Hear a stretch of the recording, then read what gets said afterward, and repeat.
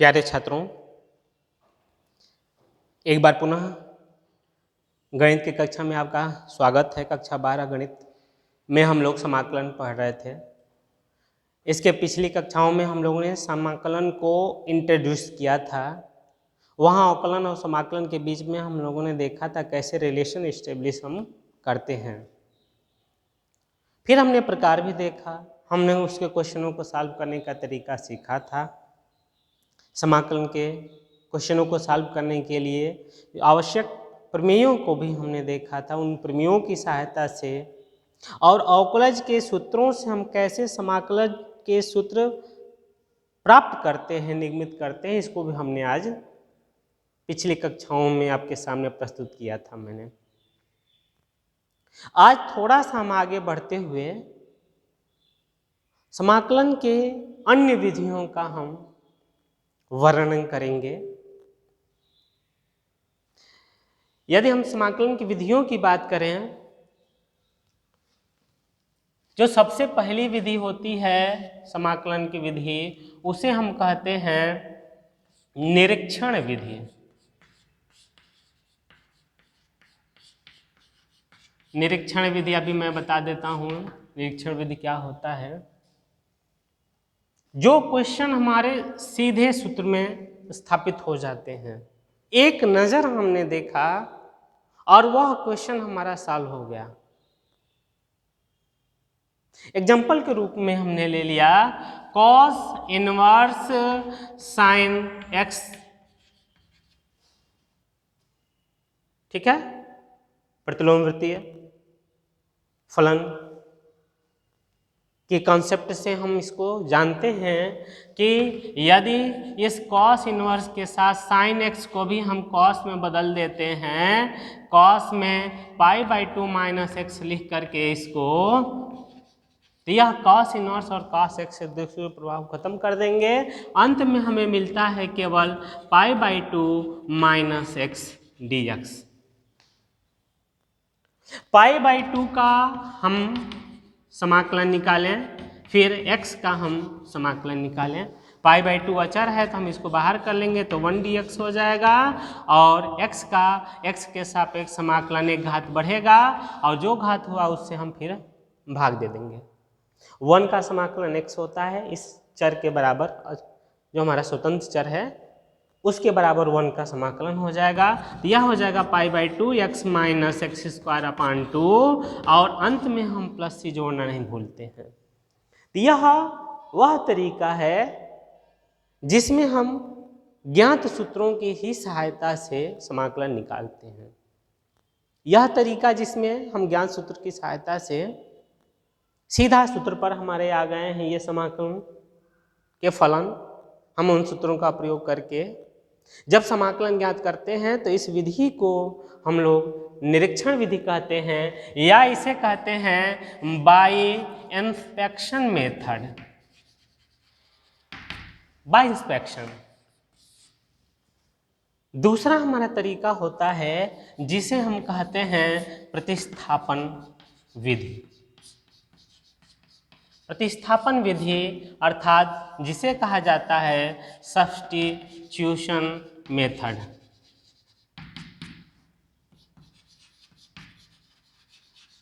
Substitution method तीसरी विधि, अभी हम इसके बारे में बात करेंगे। तीसरी विधि होती है जिसे हम कहते हैं खंडशः समाकलन विधि।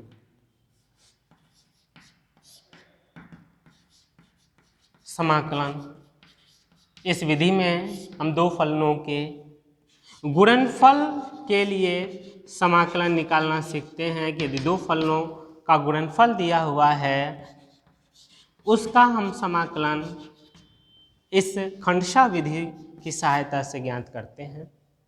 और जो हमारी चौथी विधि है उसे हम कहते हैं कि आंशिक भिन्न के द्वारा, आंशिक भिन्न के द्वारा समाकलन। हम आंशिक भिन्न के कॉन्सेप्ट को यूज करते हैं इंटीग्रेशन के क्वेश्चनों को सॉल्व करने के लिए। इसको कहा जाता है इंटीग्रेशन बाय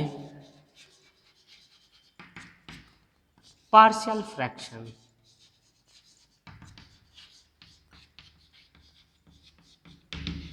हमने पिछली कक्षा में निरीक्षण विधि का प्रयोग हमने किया था। वहाँ हमने निरीक्षण विधि की सहायता से समाकलन के क्वेश्चनों को हल करने हमने सीखा था।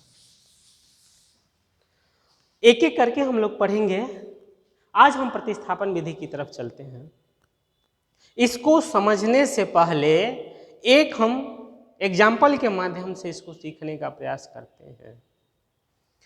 सपोज करिए साइन x का x के सापेक्ष समाकलन हमें सूत्र में पता है कि इसका मान होता है माइनस कॉस x प्लस एक अचर।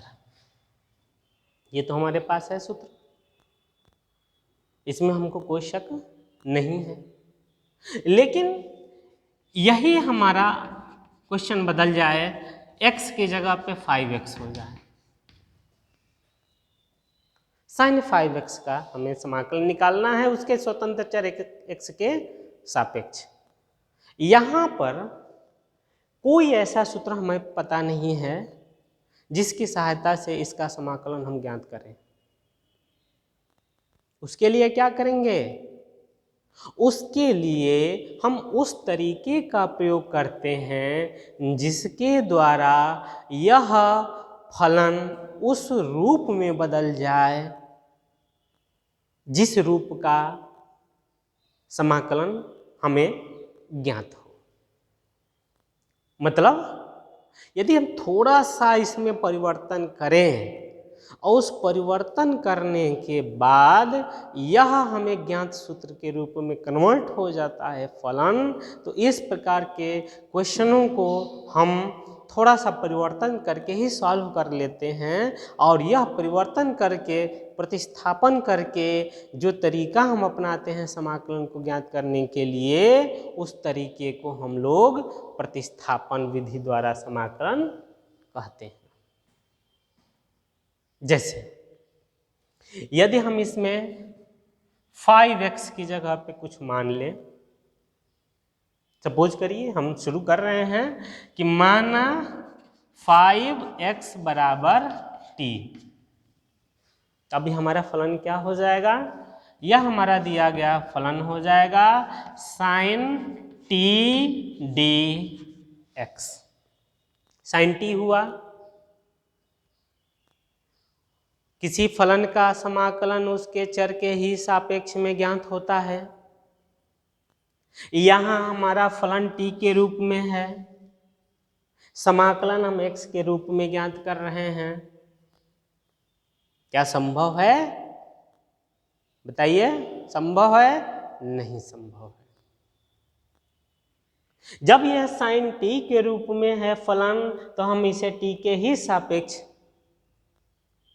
समाकलन कर सकते हैं। ठीक है? अर्थात इस dx को हमें dt के रूप में बदलना होगा। यह dt के रूप में बदलना यहीं से संभव होगा। हमने क्या किया कि यहाँ दोनों पक्षों को हमने डिफरेंशिएट कर दिया। किसके सापेक्ष? With respect to t। 5 है, x का t के सापेक्ष अवकलन होगा dx अपान में dt। t का t के सापेक्ष अवकलन हो गया 1। यदि हम इसको इस तरह से रूप में लिखें कि 5dx बराबर dt, इसको हम सीधा यहाँ से भी हम कह सकते हैं, यहाँ से हम यहाँ भी ला सकते हैं। 5 अचर हो गया, लेफ्ट हैंड साइड चूंकि x पर आधारित है तो इसको x के सापेक्ष अवकलन करें। x के सापेक्ष अवकलन करेंगे तो 1 आएगा, और हम dx लिख रहे हैं चूंकि हम x के सापेक्ष अवकलन कर रहे हैं। t है, t का t के सापेक्ष हम अवकलन कर रहे हैं, यहाँ 1 आएगा, 1 हम लिखेंगे, और चूंकि t के सापेक्ष हम अवकलन करें तो यहाँ dt हम लिख रहे हैं। नोटेशन है ये कि हम किसके सापेक्ष अवकलन लेफ्ट का किए और किसके सापेक्ष समाकलन हम राइट साइड का किए हैं। 5dx हमारा dt के रूप में बदल गया, मतलब यहाँ यदि 5dx होता तो उसकी जगह पे हम dt लिख देते, लेकिन 5dx तो है नहीं, वहाँ तो हमारा dx है केवल, तो हम यहाँ dx बराबर अब लिखेंगे 1/5 dt। 5 को हमने ट्रांसफर कर दिया। अब एक चीज हमें मिल गया, ये dx को हम dt के रूप में प्रतिस्थापित कर सकते हैं। तो जब dx के रूप में हमारा dt प्रतिस्थापित होगा तो यह होगा sin t, और इस dx की जगह पे हम लिखेंगे 1/5 dt। प्रमेय याद करिए, कहा था हमने यदि अचर आ जाए तो अचर को हम बाहर निकाल देते हैं। दूसरा प्रमेय, हम 1/5 को बाहर निकालेंगे, मिलेगा हमें sin t dt। अब यह क्वेश्चन हमारा इस तरह का हो गया, केवल चर का अंतर है, यहाँ x है यहाँ t है, इसका हम इस सूत्र की सहायता से समाकलन निकालेंगे। बस x की जगह पे हम क्या लिख देंगे, t लिख देंगे। क्या मिलेगा, माइनस ये 1/5 तो रहेगा ही, माइनस कॉस x की जगह पे t और प्लस एक अचर हम लिख दें c। यह बराबर होगा 1/5, माइनस हमारा यहाँ आ गया तो यह -1/5 हो जाएगा। चूंकि हमारा क्वेश्चन x के रूप में दिया है, यह हमारा क्वेश्चन यहाँ से था, ये तो हमारा फार्मूला था, ये ऊपर वाला ये हमारा फार्मूला है।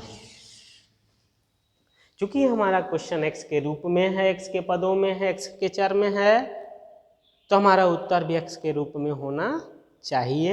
यहाँ उत्तर हमारा t के पद में आ रहा है, तो हम क्या करेंगे, हम ये करेंगे कि फिर t की जगह पे x को प्रतिस्थापित करेंगे।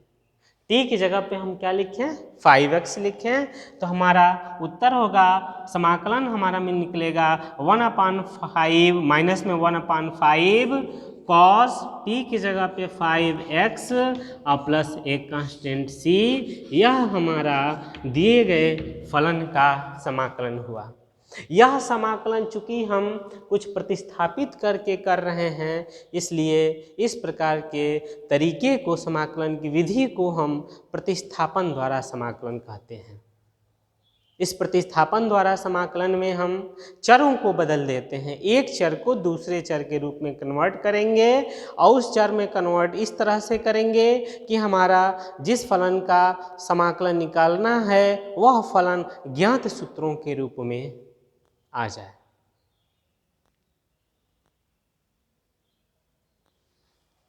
ठीक है, ज्ञात सूत्रों के रूप में एक और एग्जांपल से हम इसको और क्लियर कर लें।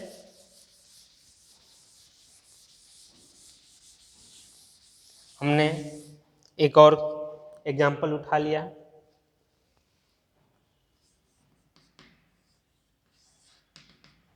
इंटीग्रेशन x अपान 1 प्लस 4x स्क्वायर 4x पर 4 dx।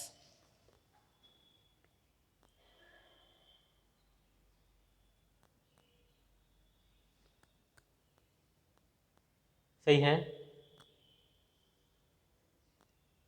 ठीक है, इसी को सॉल्व कर लेते हैं। इस क्वेश्चन को हमें सॉल्व करना है। साइन ऑफ इंटीग्रेशन लगा है, dx लगा है, मतलब दिए गए फलन का हमें x के सापेक्ष समाकलन ज्ञात करना है।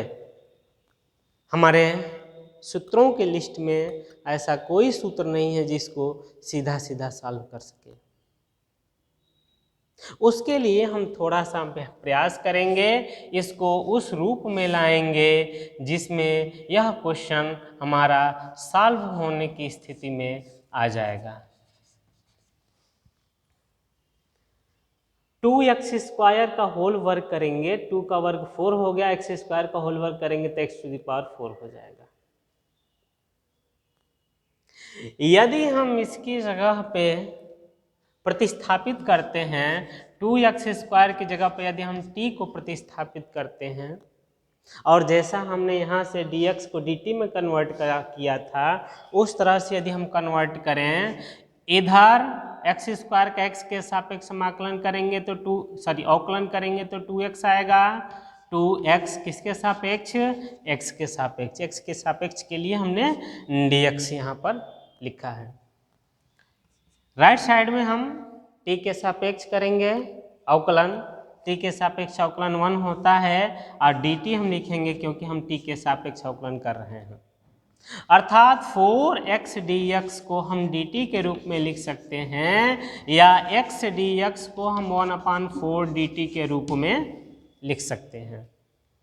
x dx की जगह पे x है, dx है, इसकी जगह पे हमने लिखा 1/4 dt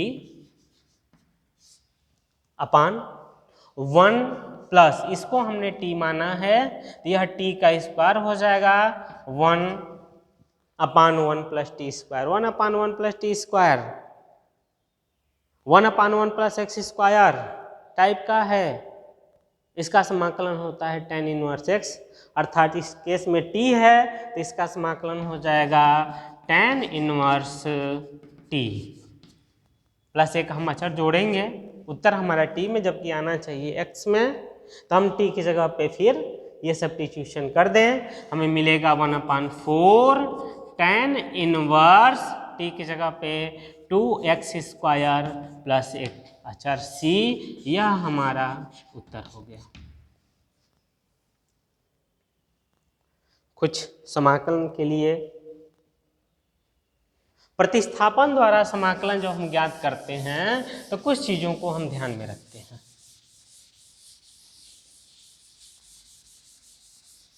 जब हम प्रतिस्थापन द्वारा समाकलन निकालते हैं तो एक दो तरीके हैं, उन तरीकों को हम ध्यान में रखते हैं। जैसे एग्जाम्पल, यदि एक फलन है और उसी फलन का अवकलन भी उसके साथ गुणा के रूप में दिया हुआ है, तो जिस फलन का अवकलन दिया है उस फलन को हम t मान के प्रतिस्थापित करते हैं। माना, ये पहला तरीका हुआ। दूसरा तरीका, यदि एक फलन हमारा हर में है, दूसरा फलन हमारा अंश में है और हर का अवकलन अंश में दिया हुआ है और इसे हमें x के सापेक्ष समाकलन करना है।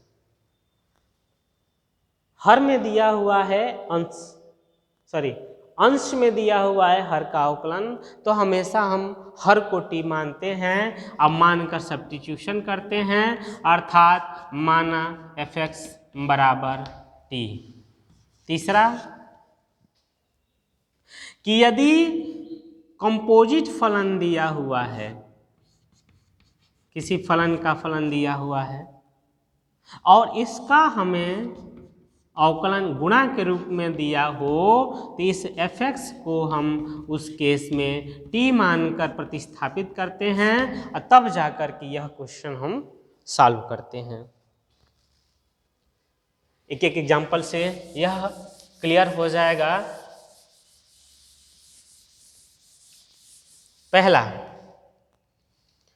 पहले पर आधारित हमने एक एग्जाम्पल उठाया, integration x square into x dx। इसको हम दूसरा एग्जाम्पल ले लें तो ज़्यादा बेहतर होगा। हमने ले लिया एग्जाम्पल tan इनवर्स x अपान 1 प्लस एक्स स्क्वायर dx। यहाँ हम देखें उत्तर, यदि हम फलन को ध्यान से देखें तो tan इनवर्स x का, इसको हम इस रूप में लिख लें, integration tan inverse x into 1/1 plus x square dx। एक फलन है या उसका अवकलन है, फलन है, गुणा के रूप में उसका अवकलन दिया है, तो इस फलन को हम t मान के प्रतिस्थापित करते हैं। अर्थात t किसको मानेंगे हम, tan इनवर्स x को हमने t माना, 1/1 प्लस एक्स स्क्वायर dx हमारा dt के रूप में बदल जाएगा। अर्थात ये पूरा चीज हमारा dt के रूप में बदल गया, यह हमारा t में बदला, यह हमारा dt में बदल गया। अर्थात t dt हुआ जिसका हम समाकलन करेंगे तो यह आएगा t²/2 प्लस एक अचर c। अब t का मान tan इनवर्स रख दें, इसका उत्तर होगा 1/t tan इनवर्स x का होल स्क्वायर प्लस c। यह हमारा क्वेश्चन सॉल्व हो गया। पहले तरीके का ये एग्जाम्पल रहा। अब इस रूप का पहले एग्जाम्पल देख लें। इंटीग्रेशन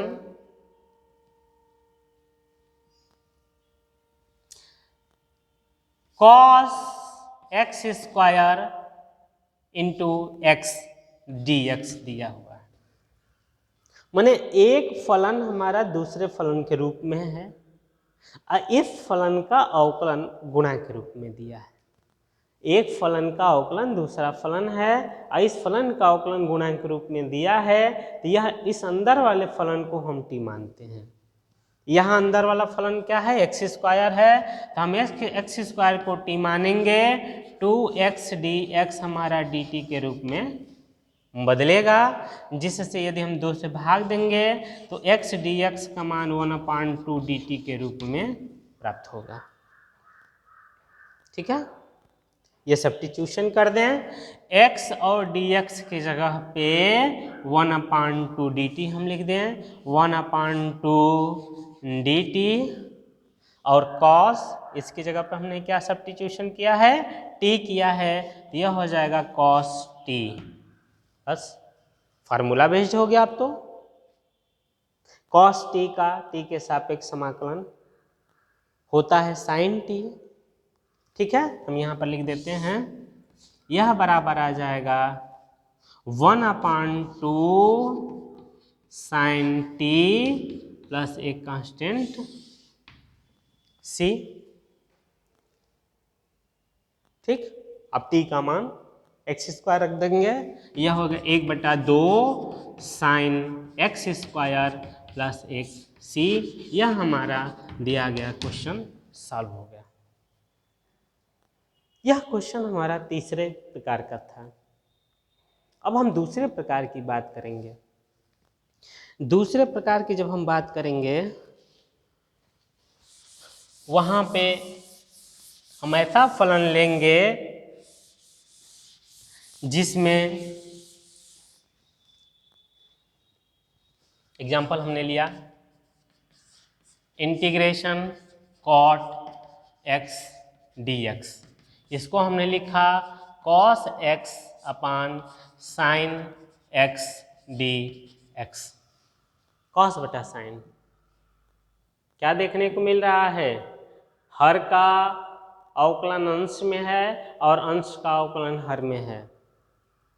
हमने यहाँ स्पष्ट रूप से कहा था कि यदि हर का अवकलन अंश में दिया हो तो हम हर को t मान के सब्स्टिट्यूशन करते हैं। किसको हर मानेंगे, किसको हम t मानेंगे, हम हर को t मानेंगे। अर्थात हमने sin x को t माना तो cos x dx हमारा dt के रूप में बदल गया।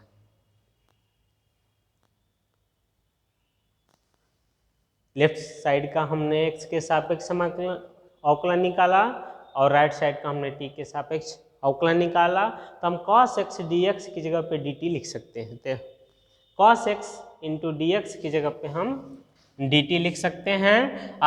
यहाँ बचा sin t, उसकी जगह पे हम t लिख दें तो 1/t dt। 1/t dt हमने वहाँ पर सूत्र दिखा था कि log x का अवकलन 1/x होता है, तो 1/x का समाकलन log x हुआ, अर्थात 1/t का समाकलन log t होगा, इसका मतलब इसका हमें समाकलन मिलेगा log t प्लस एक अचर c, अर्थात log t की जगह पे हम sin x लिख दें, यह हमारा उत्तर हो जाएगा log sin x plus c, किसका?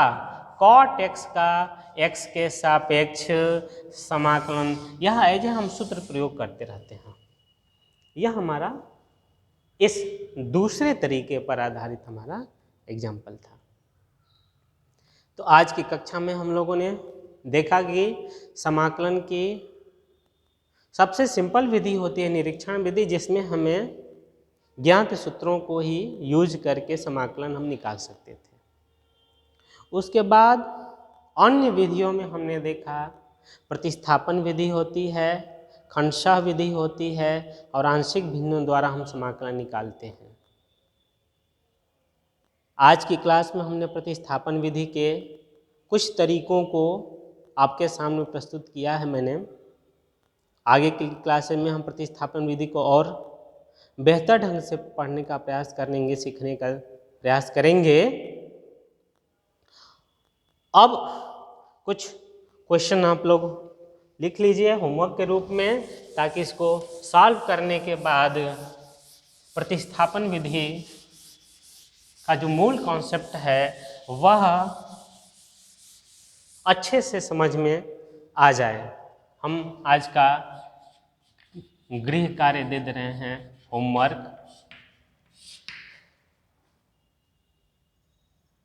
मान ज्ञात कीजिए।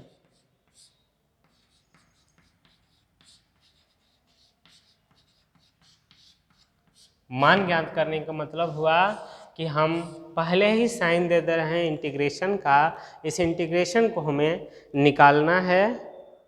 हमने एक क्वेश्चन दिया e⁻³ + 4 dx, इसको हम सॉल्व कर लें। दूसरा हमने दिया है क्वेश्चन sin 2x + π/4 dx, इसको भी एक सॉल्व कर लीजिए, ठीक है। तीसरा हम क्वेश्चन दे रहे हैं इंटीग्रेशन 4x + 5 √ dx। चौथा एक और दे देते हैं 1/1 + ax + b² dx। प्रतिस्थापन विधि की इन तरीकों को हल करने के बाद निश्चित रूप से आप प्रतिस्थापन को समझने में कोई परेशानी महसूस नहीं करेंगे। आज के लिए बस इतना ही, धन्यवाद।